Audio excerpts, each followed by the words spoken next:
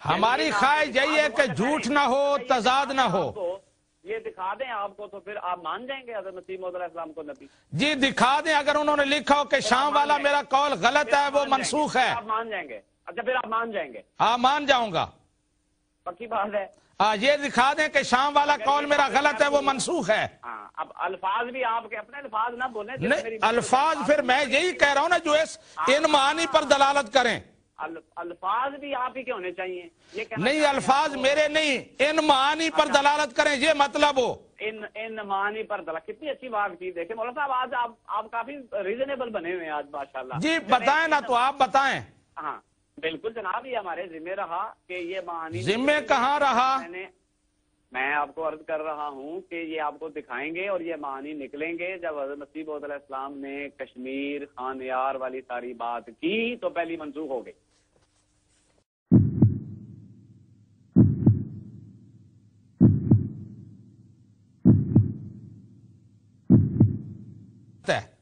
اچھا مولانا صاحب ایک آپ کا ادھار ابھی ختم کر دیتا ہوں۔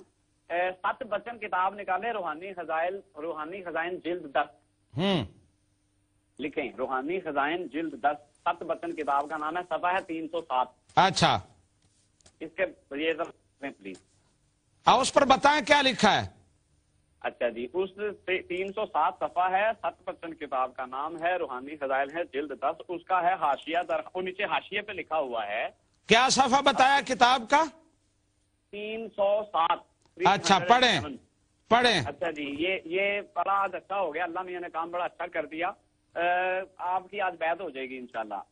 307 پہ لکھا ہے، ہاں ہم نے کسی کتاب میں یہ بھی لکھا ہے کہ حضرت مسیح کی بلاد شام میں قبر ہے، مگر اب صحیح تحقیق ہمیں اس بات کے لکھنے کے لیے مجبور کرتی ہے کہ واقعی قبر وہی ہے جو کشمیر میں ہے، اور ملک شام کی قبر زندہ درگور کا نمونہ تھا جس سے وہ نکل آئے۔ نہیں مولانا صاحب، ابھی ساری پبلک نے سن لیا ہے، آپ نے کہا کہاں مرزا صاحب نے منسوخ کیا، یہ منسوخ ہو گیا۔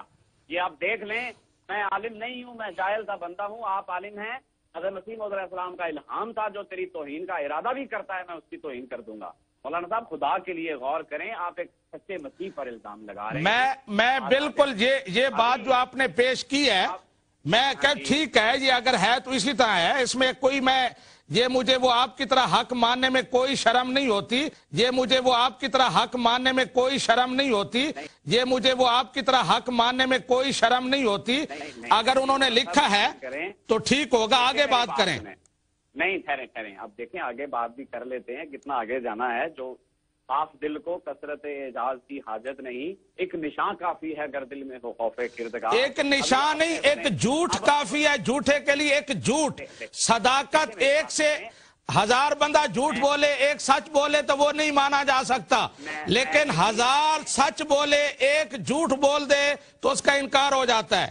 مولانا صاحب یقین کریں آپ میری بات کا، میں سچی ہمدردی رکھ کے آپ کو کال کرتا ہوں، بحث کرنا مقصد نہیں۔ آپ نے ابھی کہا تھا اگر معانی بھی نکل آئے کہ یہ بلاد شام والی میں کہہ رہا ہوں نا، اس سوال کا جواب ہو گیا، آگے بات کریں۔ پلیز بولیں مت۔ آپ نے ابھی اپنے ہونٹوں سے ارشاد فرمایا تھا کہ اگر اشارتاً بھی بات نکل آئی، معنی بھی نکل آئے تو میں نبی مان جاؤں گا۔ مولانا صاحب اب پیچھے کیا رہ گیا؟ آپ یقین کریں کچھ نہیں رہ گیا۔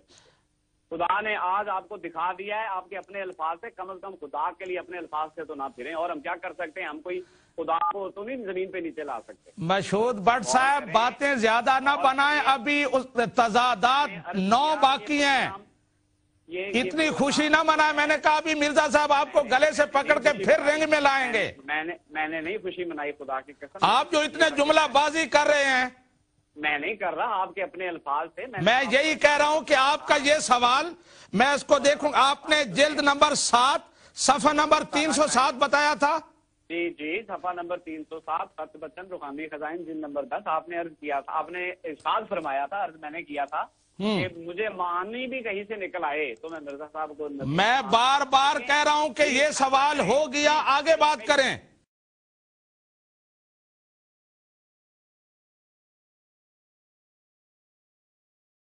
میری ایک بھی احترام سے بات سنیں، یہ مذہب کا معاملہ ہے، کوئی ایسی دنیاوی چیز نہیں۔ آج آپ پروگرام ختم کریں، گھر جائیں ٹھنڈے دل سے، اچھا، بے شک ریمائنڈ کر کے غور ماشاءاللہ، وہ آج کہتے ہیں ہجڑوں کے گھر میں بھی ایک بیٹا پیدا ہو گیا ہے. آپ اس سے بھی سخت الفاظ بول لیں لیکن میرے دل میں آپ کی ہمدردی ہے. خدا میں یہی کہہ رہا ہوں کہ وہ ایک لفظ اگر آپ نے کہیں کوئی ڈھونڈ لیا ہے تو اتنی خوشیاں. میں کہہ رہا ہوں ابھی 9 سوال باقی ہیں. میں عرض کر رہا ہوں کہ دیکھیں آپ کی اپنی ہی الفاظ سے، اپنے الفاظ سے تو نہ پھریں. ہم نے بھی تو دیکھنا ہے جسے ہم بات کر رہے ہیں وہ کتنا دیانتدار ہے. آپ یقین، میں بار بار کہہ رہا ہوں کہ اس سوال کا جو آپ نے جو بتایا ہے میں اس کو مانتا ہوں، لیکن آگے آپ میں جرأت نہیں ہے چلنے کی. میں آپ کو عرض کر رہا ہوں آگے کدھر جائیں. یہ جو بات آج ہو گئی ہے اس پہ غور کریں. میں نے شعر بھی پڑھا، آپ دل کو کثرت اعزاز کی حاجت نہیں. اس واقعے پہ غور کریں. ابھی آپ نے کہا تھا میں نبی مان لوں، اور میں نے کب کہا ہے میں نبی مان لوں گا؟ جھوٹ بول رہے ہیں. اچھا چلیں، ابھی آپ نے جو الفاظ بولے تھے دوبارہ میں نے کہا ریکارڈڈ پروگرام دیکھ لیں. آپ نے بہت بڑا جھوٹ بولا ہے. میں نے آپ کو عرض کیا کہ جو آپ نے بولا ہے وہ بول دیں. چلیں، کیا بولا تھا آپ نے؟ میں نے یہ کہا تھا کہ اگر یہ آپ سنیں، میری بات سنیں. میں نے کہا تھا کہ اگر آپ کوئی ناسخ قول بتا دیں تو اس سوال کا جواب ہو جائے گا، پھر آگے بات کریں گے.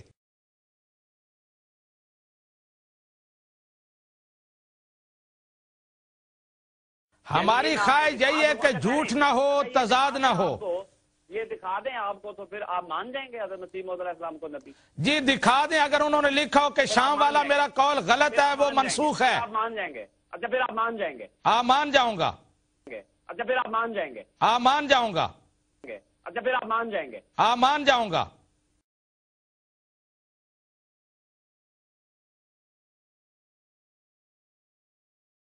دیکھیں میری بات، جو میرے ذہن میں بات رہ گئی ہے دوبارہ ریکارڈنگ ہے، سن لیں گے. میں نے آپ کو یہ کہا تھا اگر میں یہ والا پیش کر دوں تو آپ میرے صاحب کو نبی مان لیں گے.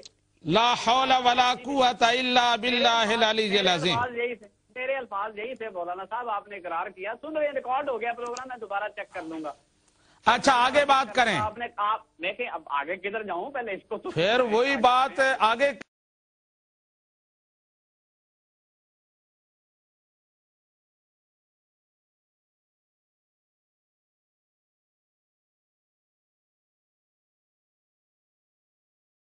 ایک نشان نہیں، ایک جھوٹ کافی ہے جھوٹے کے لیے. ایک جھوٹ، صداقت، ایک سے 1000 بندہ جھوٹ بولے ایک سچ بولے تو وہ نہیں مانا جا سکتا، لیکن 1000 سچ بولے ایک جھوٹ بول دے تو اس کا انکار ہو جاتا ہے.